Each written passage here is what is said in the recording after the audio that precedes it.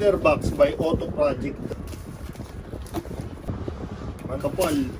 At may binili tayong isa, testingin natin mamaya. Yung adapter nila na 65 watts. Oh, grabe. Mabigat talaga. Ganda. Lalo. Live po na siya. Lower XT60. Tignan mo yung specs. Yan yung specs niya. 512. Tapos dalawa outlet, USB. Tingnan natin mamaya. Super adapter nga daw to eh.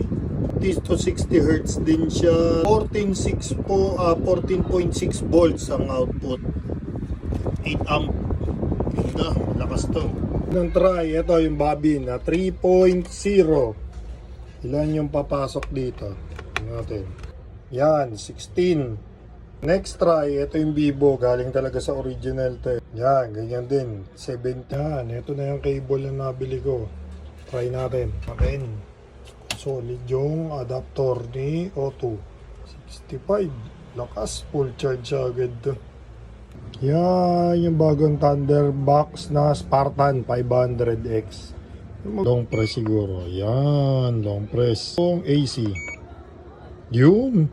Ito mo. Input-output, ganun kasimple lang. DC, yun. Bumubukas din, no? USB. Nice, panalo. Paano AC lang? Pwede. DC lang. Pwede rin USB. Testingin natin. Testing tayo ng ventilador, 60 watts. Kabit natin, ventilador, 60. Mga reading niya. Tacha 10 watts. So, try natin. Mababala ng konti sa 220 ng mga adapter.